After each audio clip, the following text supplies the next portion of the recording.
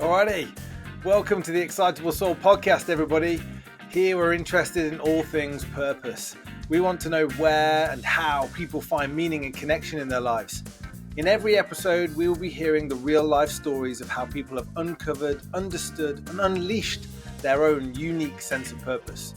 Our hope is that we can all learn from the journeys of our guests so that we can all better find a sense of purpose in our own lives. I'm host James Glover, performance coach and purpose nerd. I'm incredibly excited to be exploring these stories with you. So let's get going, shall we? All right, ladies and gents, welcome back to the Excitable Soul Podcast. We have Rebecca Irving with us again. Hey, Beck. Whoop whoop! Hey,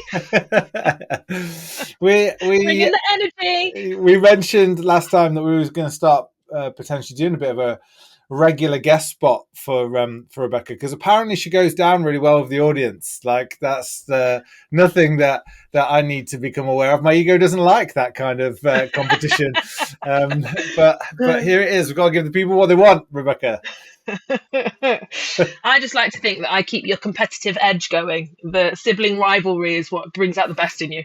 Oh man, the sibling rivalry with you is totally real. Like we spent some time together over the weekend. We played chess.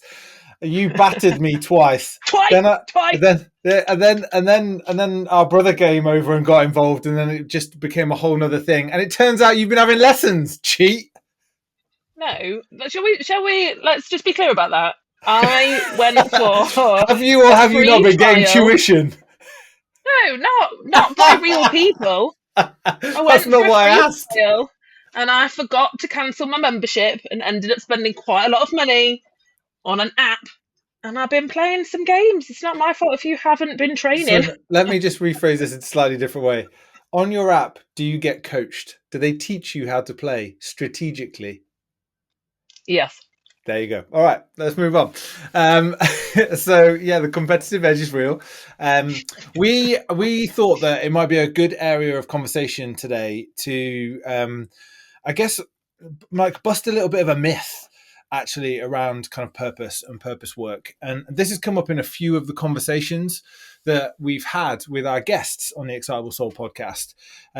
Sammy Burt and Annalie Howling, to name just two, which is, you know, the kind of the work that's required to be able to identify your sense of purpose actually really is just the beginning. It's kind of the easy bit. It's the bit that most people before they start this journey are like, wow, I wonder what it'd be like if I could really connect to something like that. And then you do it and you go, oh shit, there's a whole load of stuff now that I can't ignore. I've got to kind of wrestle with. And people don't see that or sit with that or think about that. But, you know, some of our guests have spoken about it in the podcast. So we thought maybe it might be worth us just kind of having a bit of a conversation around that, really. Once you've uncovered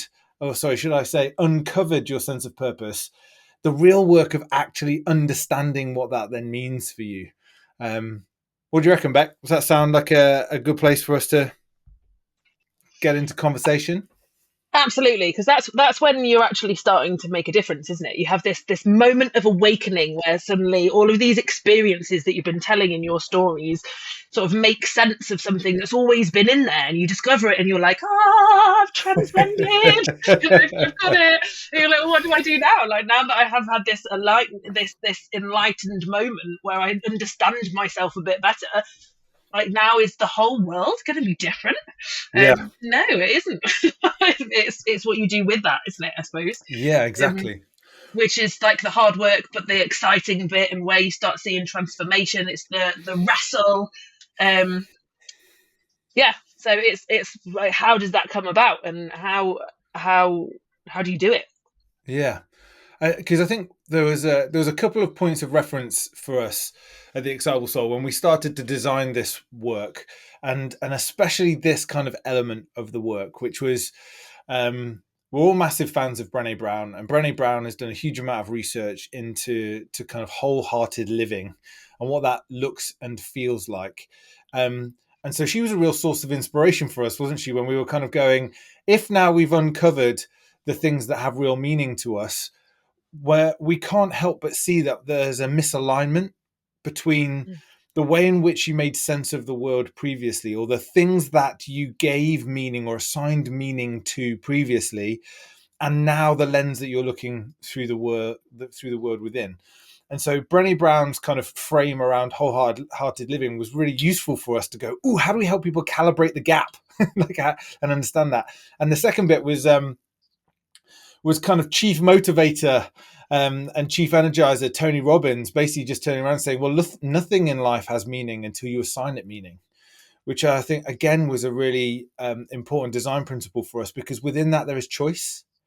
And often we don't necessarily feel like we have choice in life, where we're almost constantly reacting to the situations that we find ourselves in, when in actual fact we have far more influence over what we pay attention to and what we care about than really we ever give ourselves credence for. And so between those two things, this sense of evidence-based wholehearted living and this kind of truth around, well, meaning is something that we can consciously assign, but also unconsciously assign. And so how do we unpick the difference between those two things?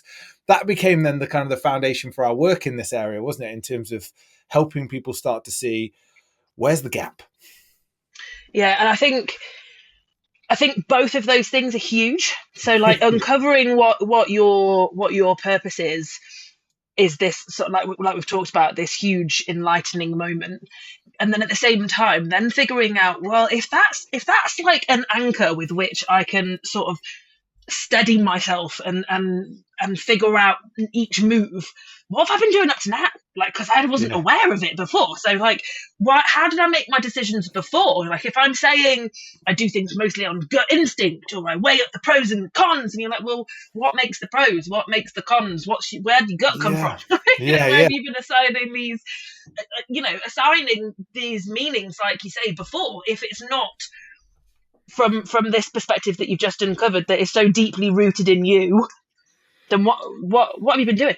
And how do you either keep doing that but more purposefully, or change those habits of behavior that you've had over the entirety of your life that serviced you or not serviced you, up to this point? And I think what feels like the most transformational element of this part of the work for me is when people start to kind of truly understand the experiences that have shaped the choices that they've made, and therefore where they assign meaning.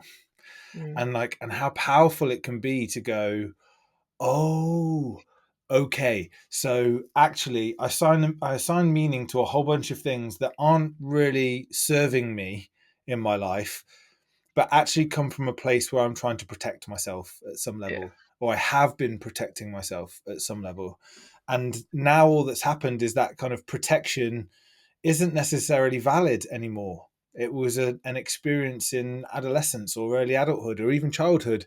And now I'm 10, 15, 20 years further down the line, and it's still playing out in the same place and in the same way. And so I'm not getting the things that I want anymore from that. That's a really powerful thing to discover about yourself.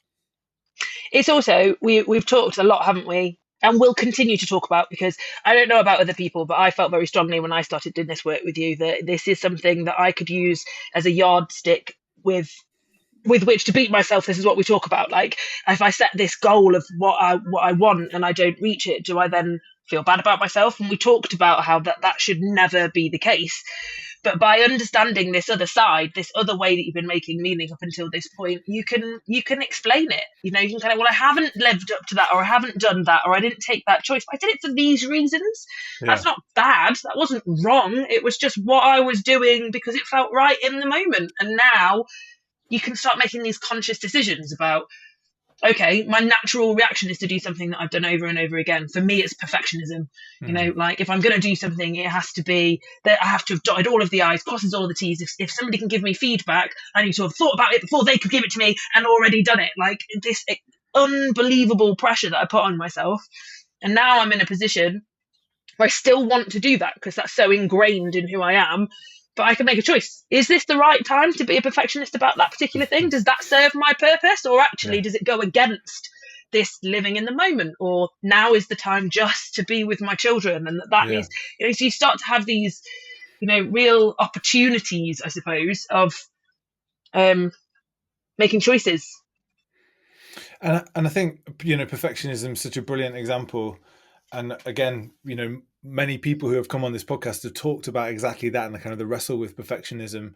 Brené Brown talks about perfectionism being armor, like we're kind of armoring up to protect ourselves. And you're kind of going like, well, what are you protecting yourself against? Well, if I'm perfect, I can never be wrong, and therefore I can never be criticized. And if you've been overly criticized in any way at any point in time, you can start to then armor up. Like, I don't want to feel that anymore. Actually, it's really important that I don't feel that, and therefore I'm going to start shifting and changing my behaviors to be able to control that. And actually, she has a really wonderful description of the difference between perfectionism and healthy striving for excellence. Because you don't have to be a perfectionist to want to be exceptionally good at what you do. There is just a massive overplay of what drives the desire to either learn and grow and become better and be in the pursuit of excellence versus absolutely perfect. And there can't be anything wrong. Yeah. Okay, so we've go on. Go on, no, go on. We kind of talked about why it's really important that there is a next step, but what is that next step? Let's be a little bit more intentional about what we're trying to explain. So I've spent some time with you. We have gone through all of the stories, all of my stories, all of the defining moments, all of the key people, all of the great and the difficult, and the how I've responded. And from that, I've unpicked, the themes, and come up with this purpose that's going to guide me moving forward. So what happens then? Like, we've got to that point. What do we do now? Well, there's a slight celebration and euphoric moment. And then there is right, okay, let's start to just look at what this means for the choices that you've made up until the point where you are in your life right now, and what this now might mean for the future choices that you want to make going forwards. And so let's sit for a moment and start to think about actually where you are really aligned to your purpose and where might there be misalignment ultimately. And so we give people the opportunity to sit and kind of reflect on where they might be making meaning.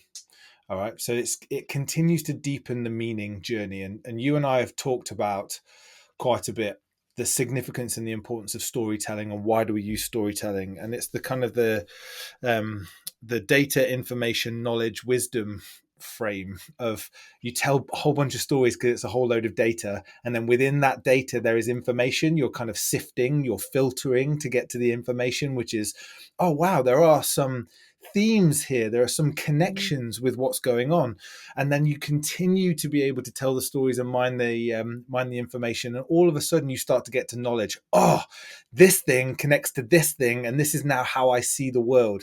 And then you get to the point where you're going, right, okay, I have a sense now of where this has come from, how this shapes my reality, because ultimately all of us are perceiving the world in our own way. Our brain exists in a black box in your skull. There are no windows in the side of your head where your brain peeks out and goes, ooh, what's the weather today? Or, ooh, who's that I'm talking to? It is solely reliant on your senses to make sense of the world around us. And so we're all interpreting all of this data and all of this information and trying to create a sense of knowledge of what reality is. So everything in anybody's reality anywhere is a perception. And so we're trying to give people the space to wrestle with what data and information have I tried to make sense of? What knowledge has that created for me? And then critically, like the application of knowledge, the continued application of knowledge turns into wisdom. And so at this moment, at this point in time, what we're trying to do is we're trying to kind of disrupt that knowledge, wisdom interconnection. We're trying to get people to sit with, right, now I have seen and understand what real meaning means for me. I now am being given the space, time, and opportunity to go, where have I unconsciously applied significance, importance? Where have I unconsciously created meaning that isn't now serving me. And part of the way in which we do that is we give people just some kind of archetypes that are based on experience. Where do people often unconsciously apply meaning to things that aren't necessarily serving them? So perfectionism is one area that takes place.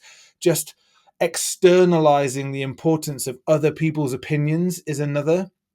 Numbing behaviors, not trying to feel anything at all, is another way in which people can kind of assign they're creating armor around meaning by not engaging with it at all. Achievement, sense of worth and worthiness, assigning success to productivity, anxiety and what drives anxiety. The kind of the confusion sometimes between my anxiety and I'm feeling anxious. Like, people can actually own anxiety as something that they are rather than an emotional experience that they are having. And the difference between those two things is I can't do these things because I am an anxious person versus actually I am somebody who is triggered in this way to feeling anxiety. And the difference. Sorry, go on. So you were talking examples. So we give people a whole bunch of different ways in which they can start to understand how and where they might have assigned meaning to things that maybe aren't serving them. Okay, so if I give another one of my examples, then I am, as part of one of my roles, a primary school teacher, and as part of being a teacher, an educator, you are quality assured by observations. For example, going into an observation, I might assign so much pressure on myself to what the people coming into my classroom will feel or think of me and what I'm doing. When actually, if I turned around, and that is because of perfectionism, so I need to make sure that lesson, there's absolutely everything is there so that nobody can give me a certain set of feedback. But also because I care what people think about what I do for a job. My job means a lot to me. If I look at it through that lens, there's an awful lot of pressure. And there's so many things that you have to juggle that actually what comes out is a very stressed, sometimes you miss something big for the kids because that's not where your focus has been. If I turn and looked at my purpose statement, which is about inspiring others so that they can see and be seen, if I put that at the focus of that observation, the children that are in my classroom, I mean, these are the things that I do anyway because it's at the heart of my role, but making sure that every single one of those children are inspired at different points during the lesson, that connects with what they're learning, that I know them well enough that I've scaffolded them. Everything else will take care of itself. Like, the people that are observing me will see that I know my children, I'm really good at my job. I will have dotted the I's and crossed the T's because the children are at the heart of what I'm doing. Yeah.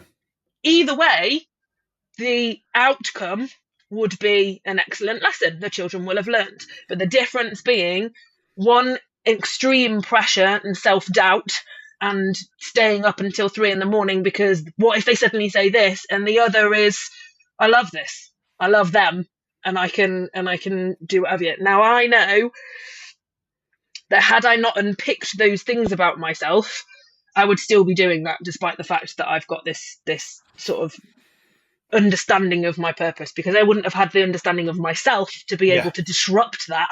Yes. To then be able to go and apply a better lens. Yeah, good thing.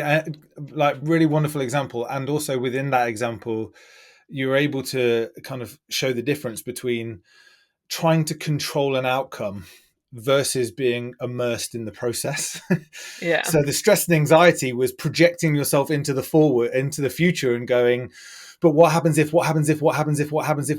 because you are so focused on being able to deliver the outcome that you then can try to control all the variables to be able to guarantee that outcome. That's a really brilliant example of kind of perfectionism at play versus the second element of that. You just focused on like the process, your process, what makes you magical in that environment, and not only magical for the children but magical for you, like you just allowing your brilliance to shine. And actually focusing on the things that are truly meaningful for you allows that to happen. There is a freedom that exists in that moment. There's a confidence that exists in that moment because you're connected to the things that you know are most important and significant to you, and it enables you to let go of the outcome. The paradox being, you freaking achieve the outcome anyway. Like you get the thing that you're trying to go after. It's the process of getting there. And I think this is one of the things that can be really confronting about this work, and why this kind of second step of understanding is a harder experience, but an even more liberating experience, in that control, the need to feel control, is so compelling that it drives, and part of that being because I don't want to feel vulnerable. I don't want to feel exposed. I don't want to feel like these people could take me down. And part of that is conflating, is misconnecting what you do with who you are. Yeah. So I am only as good a person as I am successful at delivering this lesson in the eyes of these people that I don't know, and what they then give me in terms of like the kind of the, am I an outstanding teacher? And we see it, especially in education, but we see it in so many sectors where people's sense of self-worth is almost completely defined by the role that they play, like by what they do wherever they work. And so the success or the failure of what they're doing on a day-to-day basis directly translates into how they feel about themselves. But I mean, we're talking about that in terms of like our professions, but being a mother, or being a father, being a parent, you know, this plays out all the time as well. That dreaded feeling when you turn up to school and your child's in their school uniform and everybody else is wearing some sort of handmade costume, and you're like, oh no, what have I done? I've scarred my child for life. Like, you've got two choices in that moment. You send them in, feel bad about it for a really long time, run home and put something together, or I'm sure there's some sort of sketch where some woman just takes off her top, which is stripy, and goes, where's Wally? But there's that stuff. It's like there's, again, it's that I failed in that moment because I let a ball drop, and therefore I am a bad mother. And you kind of go, no, you're a human. And you are messy. And that's what makes you brilliant. Yeah. And one of the most amazing things that I take from mum, and whenever I'm talking to any other parent that's on a downward spiral because things have not gone well, which happens, or just like photographs of crying children that I get from my friends, like, this is how my day is, and you've got like a child on the floor crying because they don't want to ride the bike or whatever, is this idea of, you know, you are human, and your children, as with anybody else that you meet, needs to see a whole human. It needs to see the vulnerability, because otherwise, how can they ever be vulnerable? Because what do they grow up emulating if all you show them is perfection?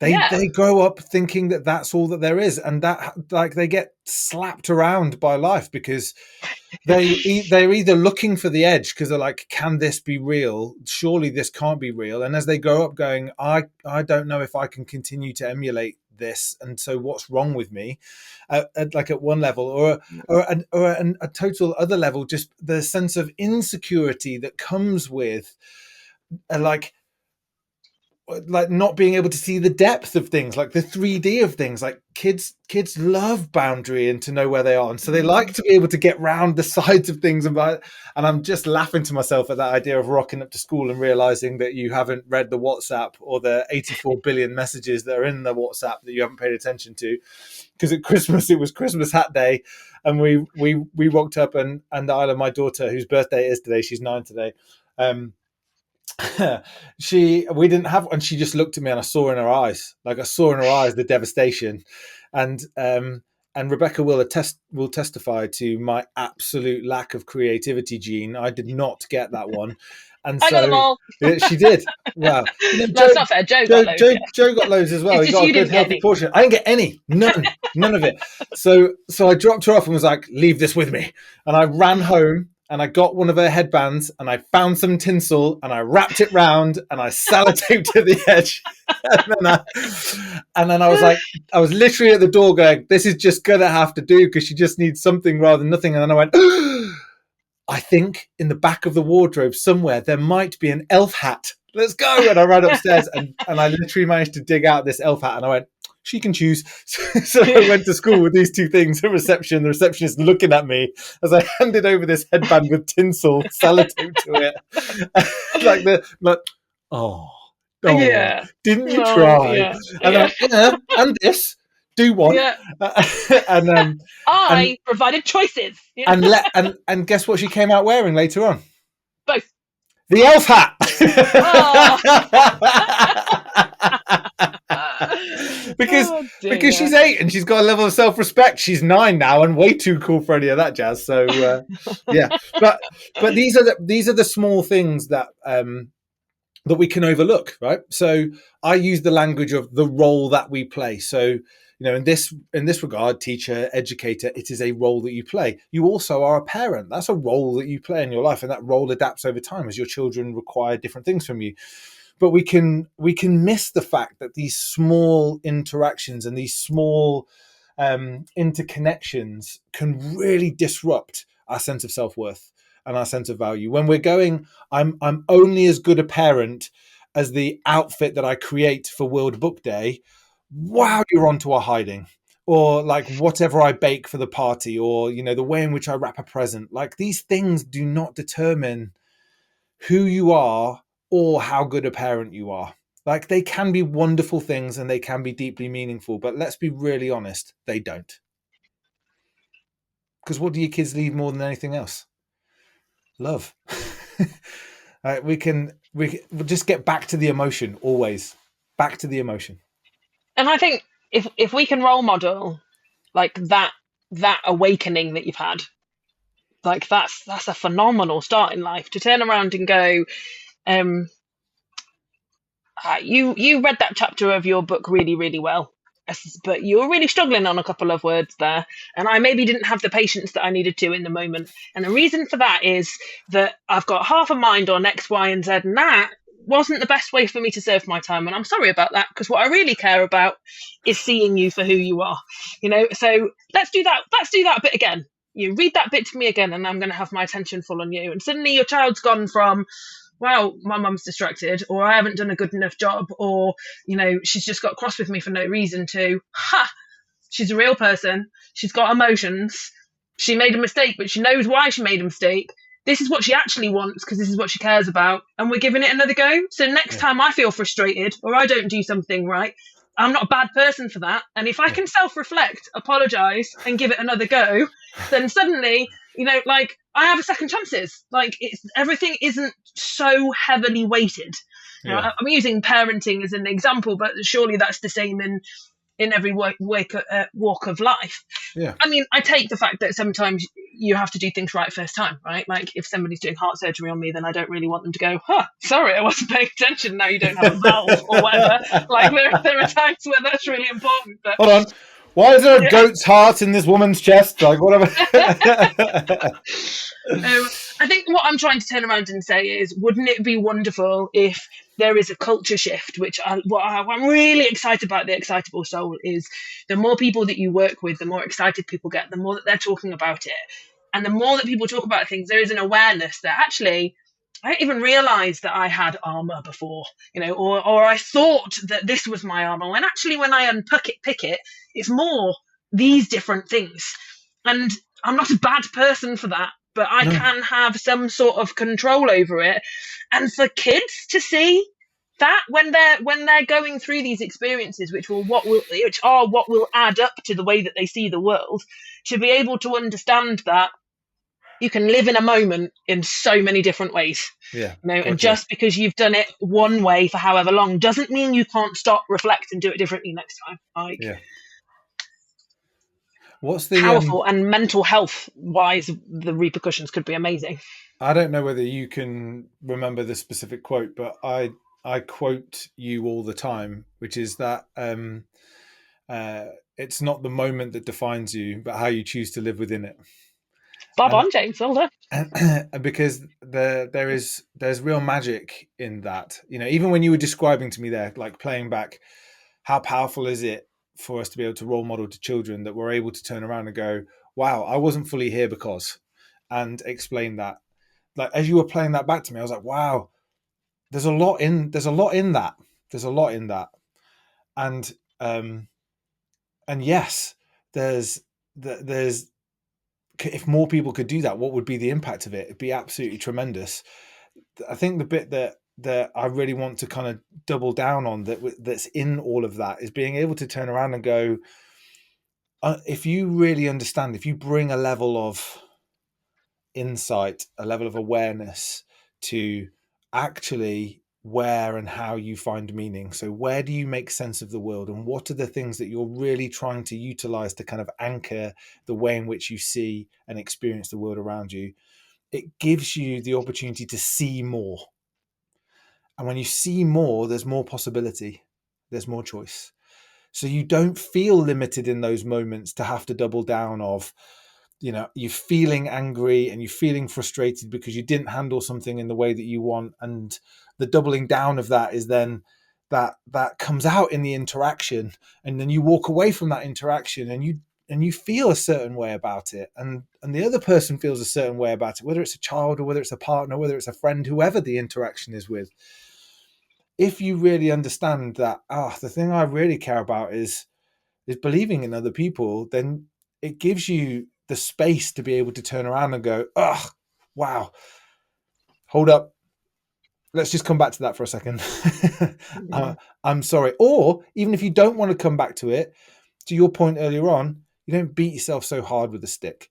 Like, the cost isn't so severe because you can turn around and go, wow, I didn't get that one right, but that's okay because I'm not going to get every single one right. But you know what? I do know what matters to me. I do know what I care about, and I can do something different next time. Yeah. I think we've talked a lot about the fact that you're not creating a purpose for yourself. You're uncovering a purpose that's always been there. Yeah. And even though you might not have been able to articulate that before, or you haven't looked into it in depth, you will have had a gut reaction to everything, because that's where we're mining that information from, right? So anything big that happens in your life, whether that be something great or something not great, you feel that it's great or it's not great because it is either in a line or not in a line with your purpose. So once you start attuning to that in your discovery of it, you then start to attune to the situations that you've got to see whether you're in alignment moving forwards. So and that doesn't always directly relate to the words that you put together for your purpose. No. So you'll come across a situation, you'll be like, I feel uncomfortable, or I feel backed into a corner, or I feel afraid, or I feel reluctant. Why? And then you go back, don't you? You surface backwards to, well, what were the themes? What were the things that were important to me? What were the ideals behind the words that I put together for this purpose? Yeah. What is my gut reaction telling me to do? And is that just to protect me, or is that to ensure that I'm in alignment? So because sometimes it does that, right? Sometimes these armors that you've got are because they're pushing you towards what you ultimately feel is right, and sometimes it's just stopping you from being in a vulnerable or shameful situation. And that sort of self-awareness of being able to unpick, why is my gut telling me that? And that doesn't always happen in the moment. Sometimes that happens way later, like that evening when you're having a cup of tea before bed, or in your dreams when it's playing back over your mind, or but I think it's a sense of peace afterwards, of going, I know why I behaved like that, and now I've got a choice about whether I just kind of go, okay, next time that comes up, I'll be a bit quicker to figure out what was happening, or maybe this is one that I need to go and explain to somebody, or maybe I need to take a different choice of agree moving on. Agree hard. And one of the things that we really want to bring people towards is self-compassion, because that's the opposite of the stick, isn't it? Like the opposite of the judgment is compassion. And self-compassion really isn't it, like if you're overly self-critical, if you're just putting yourself through the ringer of judgment in that way, you're the aggressor and the victim. And actually, from a self-compassion perspective, being able to just acknowledge that you are suffering in some way here. Like, and we talk about this difference between protection and potential.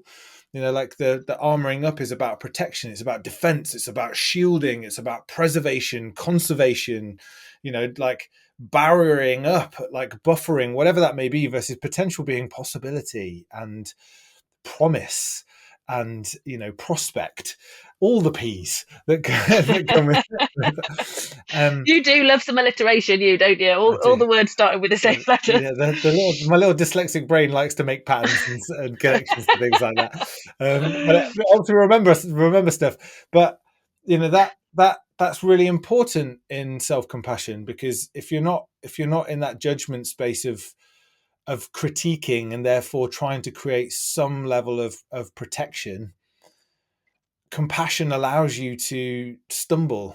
It allows you to then pick yourself up. It allows you to just acknowledge that you are a human being and that you're living in a shared human experience, and that other people are in exactly the same situation as you are. Like, how often do we hear people listening to other people going through experiences that we've had and go, oh God, it's not just me. How good is that? And it's not like we're going, oh yay, they're suffering too, woohoo! It's like, well, most people aren't, but it's definitely right. Yeah. But it's just a case of like, oh wow, all right, it isn't just me, and for everybody listening, it's not just you, and I think it also brings it's articulating it and talking about it more as well, isn't it? And I think that's a really important thing to do. We talk about that work about self-compassion and the difference between self-compassion and self-esteem, about not pitting yourself against other people. And I remember watching an interview with Simon Sinek, and he was talking about not denying people the opportunity to show up for you. So by sheltering yourself off and going, I can't share this, maybe I'm the only one, or they've got too much on their plate, you're actually denying them an opportunity to have a connection with you. Like, if I was to say, I feel really stressed about this, can't tell James because James is busy with what he's doing and he's got this going on, that's going on, then I'm not giving you the opportunity to go, I know a bit about that, or just chat to me, because my shoulders are broad enough and I've got a shared experience here and I want to support you. Like you're denying that belonging. I find it fascinating when we speak, James, because we always start on a topic, and it doesn't matter which topic we're talking about, we bring in all of these different elements of the other things that have informed how this whole process has been researched and connected and put together. And there are so many deep and important themes that run through the Excitable Soul. Belonging by itself could be a topic of conversation. And identity, like all of these threads that people talk about, all run so systemically through what the Excitable Soul is, and they're right at the core of the human existence, right? Yeah, and I think that's a really important point, because one of the things that's felt more and more compelling to me the more and more we've done this work is that purpose is just a human need. It's a human need. Like, we have physical needs, we have emotional needs, mental needs, we have meaning needs too, and that's not some woke wanky bullshit. That's like a genuine evidence-based reality, that when people have a sense of meaning in their lives, they live longer, they are healthier, they live happier lives. And that's because they know that who they are matters, and everybody needs to feel to some degree like they matter, because they do.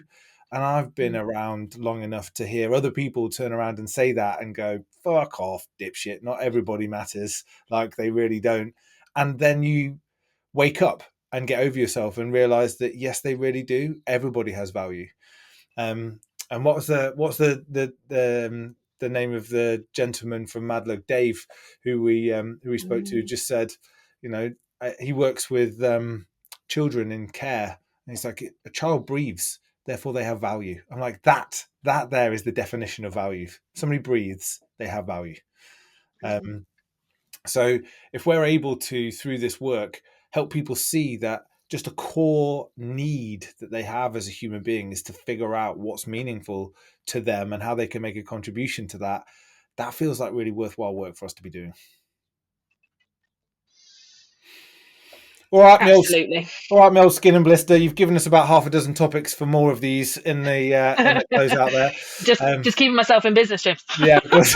Yeah, keeping myself relevant because my self-worth in no way is associated to this podcast. So yeah, thank you, Rebecca. Thank you, everybody, for joining us and listening to us talk about, the kind of the things that are really interesting us and inspiring us at the Excitable Soul, and the people too. Self-compassion, by the way, referencing Kirsten Neff. She's been a researcher in this area for a phenomenal amount of time and is absolutely incredible in terms of what she's bringing to the world in her understanding. So let's try and get her on the podcast. That'd be amazing. I was just about to say, invite, if anybody knows her, tell her to come our way. Connect her in with us. Have a great day, everybody. Have a great day, Beck. Thank you for taking the time to listen to the Excitable Soul podcast. We appreciate your support and would love you to subscribe, rate, review, and recommend if you can. It makes a massive difference. Equally, if you're interested in uncovering, understanding, and unleashing your unique sense of purpose or that of your teams, come and explore our purpose immersion programs at theexcitablesoul.com. We look forward to hearing from you there or being with you on our next episode. Have an incredible day.